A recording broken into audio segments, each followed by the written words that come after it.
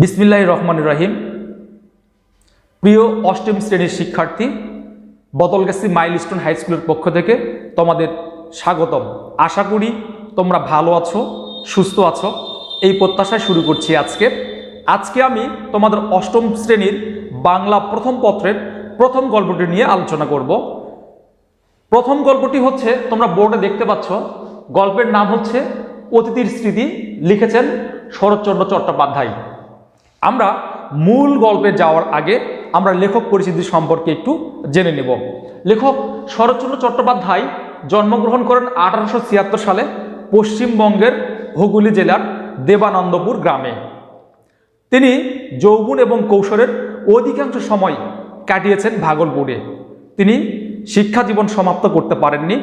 তিনি জীবিকার সন্ধানে রেঙ্গুন গমন করেন 1903 সালে এবং 1903 সাল থেকে 1916 সাল পর্যন্ত তিনি রেঙ্গুনে অবস্থান করেন। এই সময়ের মধ্যে তিনি সাহিত্য চর্চায় মনোযোগ দেন, যার বদৌলতে তিনি তার প্রথম প্রকাশিত উপন্যাসের নাম হচ্ছে বড় দিদি। তিনি ভারতীয় পত্রিকায় 1907 সালে প্রকাশ করেন, নাম যার হচ্ছে বড় দিদি। এই উপন্যাস প্রকাশের সাথে সাথে চারিদিকে তার খ্যাতি ছড়িয়ে পড়ে। পর্যায়ক্রমে তিনি একের পর এক বিভিন্ন উপন্যাস এবং গল্প লিখে বাংলা সাহিত্যের সবচেয়ে জনপ্রিয় লেখকের পরিণত হন। তার বিখ্যাত উপন্যাসগুলি যদি আমরা দেখি, সেটার মধ্যে প্রথমে আছে দেনা পাওনা, গৃহদাহ, শ্রীকান্ত, দেবদাস, পল্লী সমাজ, পথের দাবিসহ ইত্যাদি। এই বিখ্যাত লেখক সাহিত্যের প্রতিভার স্বীকৃতি স্বরূপ কলকাতা বিশ্ববিদ্যালয় থেকে জগত্তারিণী স্বর্ণপদক লাভ করেন এবং পাশাপাশি ঢাকা বিশ্ববিদ্যালয়ে তাকে ডিলিট ডিগ্রি উপাধি প্রদান করেন। এই লেখক 1938 সালে কলকাতায় মৃত্যুবরণ করেন। আমরা এতক্ষণ জানছিলাম লেখক পরিচিতি সম্পর্কে। এবার আমরা পাঠ পরিচিতি সম্পর্কে একটু জেনে নিব। আমরা পাঠ পরিচিতিতে আমরা অল্প কথায় মূল ভাবটা বোঝার চেষ্টা করব। আশা করি তোমরা ভালোভাবে বুঝতে পারবে। এখানে শরৎচন্দ্র চট্টোপাধ্যায় দেহঘর স্মৃতি নামটি অল্প একটু পাল্টে বা পরিবর্তন করে অতিথির স্মৃতি গল্পের নামকরণ করেন। এখানে একটি প্রাণীর সঙ্গে একজন অসুস্থ মানুষের অল্প দিনের পরিচয়ের মধ্য দিয়ে যে ভালোবাসা, মায়া, মমতা ও শ্রদ্ধাবোধ গড়ে ওঠে, তার উজ্জ্বল দৃষ্টান্তই হলো এই গল্পের মূল বিষয়। আশা করি প্রিয় শিক্ষার্থী তোমরা মূল ভাবটা বুঝতে পেরেছ। এবার আমরা মূল গল্পে যাব। মূল গল্পটা ঠিক এভাবে শুরু হয়। চিকিৎসকের পরামর্শে দেহঘরে এসেছিলেন লেখক বায়ু পরিবর্তনের জন্য। প্রাচীরে ঘেরা বাগানের মধ্যে একটি বাড়িতে লেখক থাকতেন।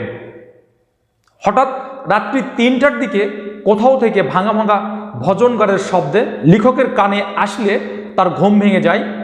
এখানে ভজন শব্দের অর্থ তোমরা একটু লক্ষ্য করবে। ভজন শব্দের অর্থ হচ্ছে প্রার্থনামূলক গান। এই প্রার্থনামূলক গানের শব্দে লেখকের যখন ঘুম ভেঙে গেল, তখন লেখক দৌড় খুলে বারান্দায় এসে বসলেন। এখানে দৌড় শব্দের অর্থ এখানে দরজা বোঝানো হয়েছে। আস্তে আস্তে বা ধীরে ধীরে কি রাত্রি শেষ হয়ে গেল, পাখিদের আনাগোনা শুরু হলো। লেখক লক্ষ্য করলেন প্রথমে সবার ভোরে যে পাখিটা উঠে আসে তার নাম হচ্ছে দোয়েল। তার নাম কি? দোয়েল। তারপরে যে পাখিগুলো আসে তার মধ্যে আছে শ্যামা, শালিক, বুলবুলি, টুনটুনি। এরপরে লেখক লক্ষ্য করলেন সবার শেষে যে পাখি দুটো বা একজোড়া পাখি এসেছিল তার নাম হচ্ছে বেনেবো। তার রং ছিল হলদে বা হলুদ রঙের। হঠাৎ একদিন বেনেবো দুটো পাখি না আসাতে লেখকের খুব মন খারাপ হয়ে গেল এবং সে ভাবনায় পড়লেন। লেখক মনে করলেন এদেশে তো বাঁধের কোনো অভাব নেই, যে এখানে বাঁধ শব্দটার অর্থ বোঝানো হচ্ছে পাখি শিকারী বা পাখি ব্যবসায়ী। হয়তোবা এই বেনেবো পাখি দুটো না আসার কারণে লেখক ভাবছিলেন যে পাখি দুটোকে পাখি শিকারীরা ধরে ফেলেছে। হঠাৎ 2-3 দিন পর লেখক আবার লক্ষ্য করলেন বেনেবো পাখি দুইটি আবার এসেছে। এখান থেকেই লেখকের সত্যিকারের যে ভাবনাটা ঘুচে গেল। এভাবেই লেখকের সকাল কাটে। বিকেলে এসে লেখক দরজার সামনে বসে থাকে এবং তিনি দরজার সামনে দিয়ে যে লোকজন যাচ্ছিল সেগুলোকে তিনি দেখতে থাকেন। সবার প্রথমে লেখক যাদেরকে লক্ষ্য করলেন তিনি হচ্ছে মধ্যবিত্ত ঘরের গৃহস্থ ঘরের মেয়েরা। তাদের পাগুলো ছিল ফোলা, তারা বেরিবেরি রোগের আসামি। এখানে বেরিবেরি একটা রোগের নাম বলা হয়েছে। এমনকি শেষ পর্যন্ত দেখা গিয়েছে যে অনেক মেয়েরা বড় বড় জামা পরতেন পায়ের পাতা পর্যন্ত। এরপরে লেখক লক্ষ্য করলেন 24-25 বছরের একটা মেয়ে একলা আসতো, সঙ্গে তার অন্য কোনো আত্মীয় স্বজন ছিল না। সঙ্গে ছিল তার 3টা ছেলে মেয়ে।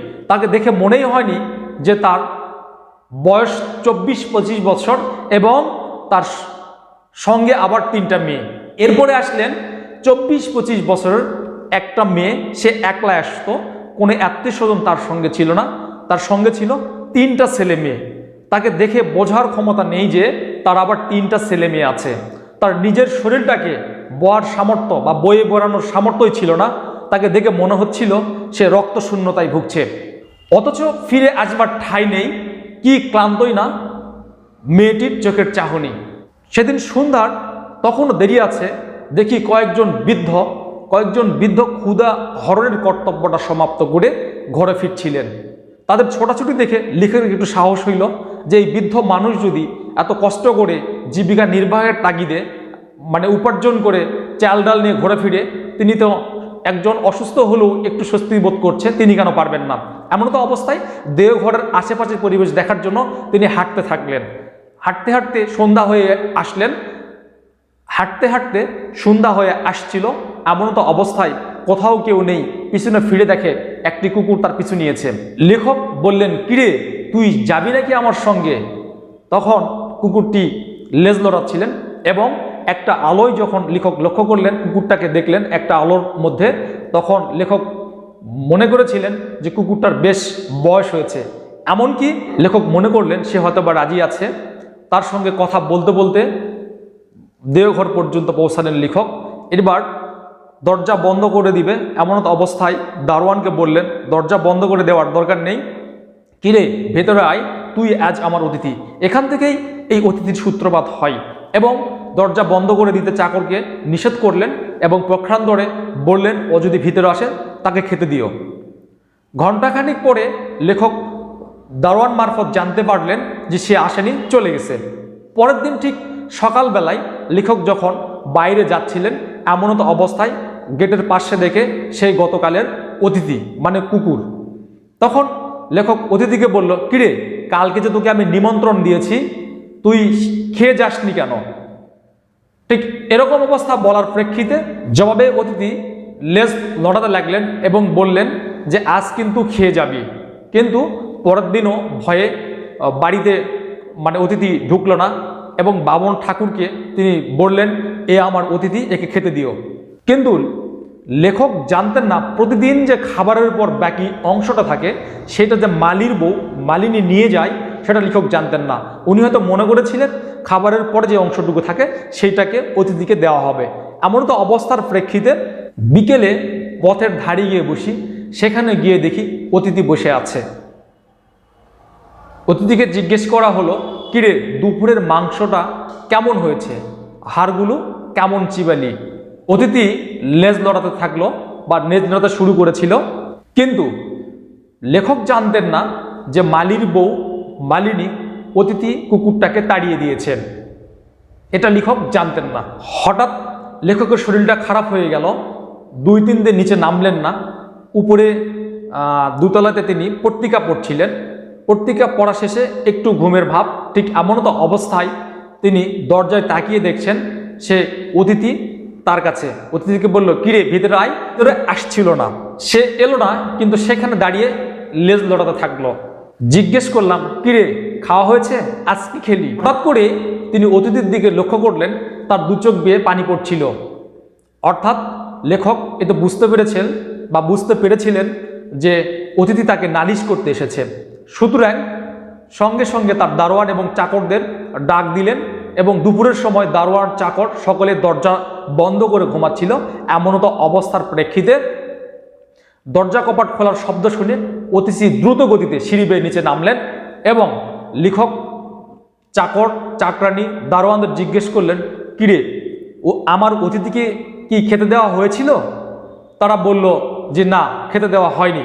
শরীর সারল না, দেহঘর থেকে লেখকের যাবার দিন চলে এলো।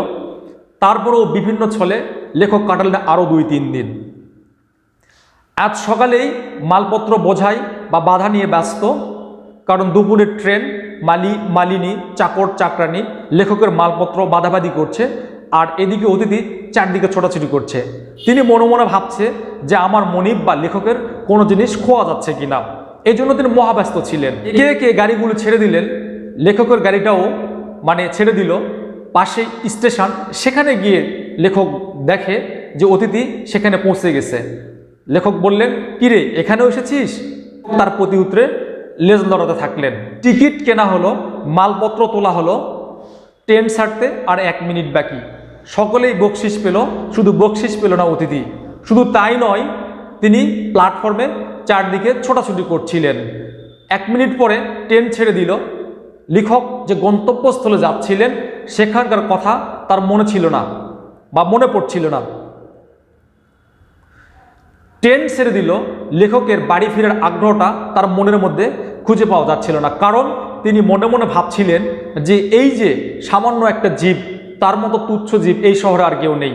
তিনি এটাই ভাবছিলেন এবং আরও ভাবছিলেন যে এই কুকুরটা হয়তোবা কিছুক্ষণ পর দেহঘরে গিয়ে পৌঁছাবে এবং সেখানে গিয়ে দেখবে লোহার দরজাটা বন্ধ। হয়তোবা মালিনী, চাকর চাকরানি সবাই তাকে তাড়িয়ে দিবে। কোনো এক সময় হয়তো নিস্তব্ধ মধ্যাহ্নের কোনো এক ফাঁকে উপরে গিয়ে দেখবে আমার ঘরটা। ঠিক এভাবেই প্রিয় শিক্ষার্থী, এই গল্পটা শেষ হয়েছে। আশা করি তোমরা ভালোভাবে গল্পটা বুঝতে পেরেছ।